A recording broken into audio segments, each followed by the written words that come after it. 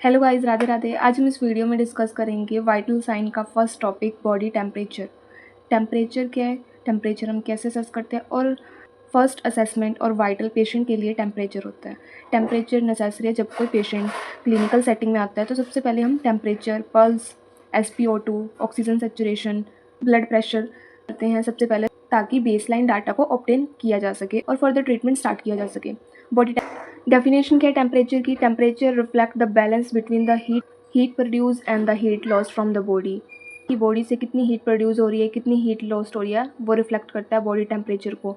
Heat produce होना और heat का लॉस्ट होना टेम्परेचर में काउंट होता है। बैलेंस, एक क्लियर बैलेंस होना कि जितनी हीट प्रोड्यूस हो रही है उतनी ही बॉडी से heat loss.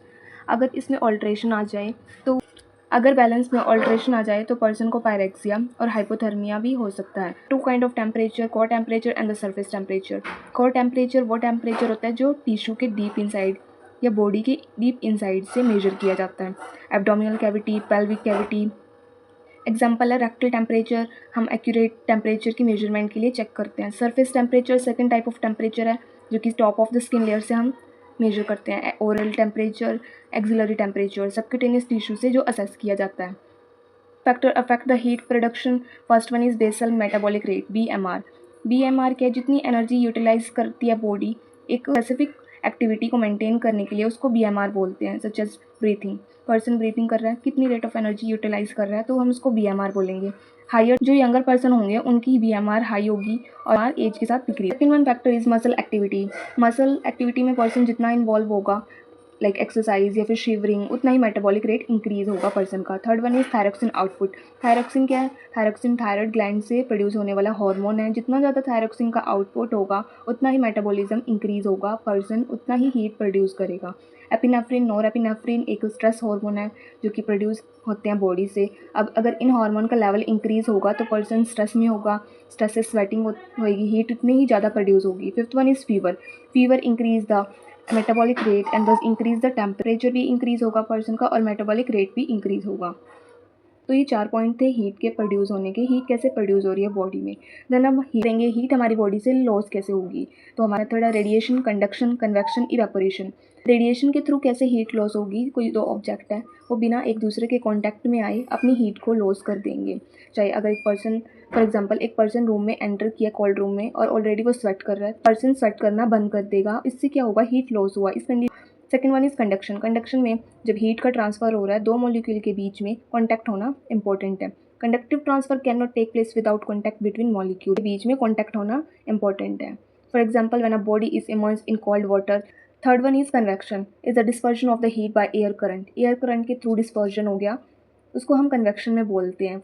The body usually has a small amount of warm air adjust to it. Last one is evaporation. Evaporation, vapours बन गए, मॉइस्चर के थ्रू इवेपोरेट, हीट लॉस हो गया, और हीट लॉस हो गया रेस्पिरेटरी ट्रैक्ट से, from the mucosal of the mouth and from the skin. Next topic है alteration in body temperature. Normal temperature 36 degree Celsius और 96.8 फ़ारेनहाइट है। इसके बाद अगर बॉडी टेम्परेचर अल्ट्रेशन आती है तो फिर वो होगा पायरेक्सिया और hypothermia. First topic is pyrexia. Pyrexia जब बॉडी टेम्परेचर अबव चला जाता है अपनी नॉर्मल यूजुअल स्टेट से 36 डिग्री सेल्सियस से, तो उसको हम पायरेक्सिया बोलते हैं। हाइपर पायरेक्सिया में हाई फीवर होगा 41 डिग्री सेल्सियस से।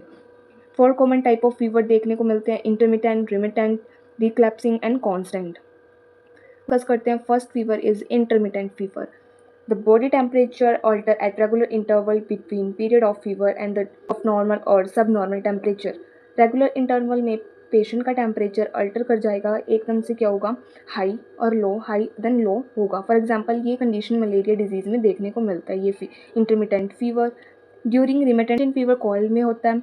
इसमें फ्लक्चुएशन होता है टेम्परेचर का, a wide range of temperature fluctuation more than 2 degree Celsius over 24-hour period of time. Third one fever is relapsing fever, while period of few days are interspread with period of 1 to 2 days of normal temperature. 1 to 2 days तक normal temperature होगा, then उसके बाद फिर fluctuation हो जाएंगे। During the constant fever the body temperature fluctuate minimally but always remain above the normal. Constant में normal से above रहेगा पेशेंट का टेम्परेचर और फ्लक्चुएशन देखने को मिलती है।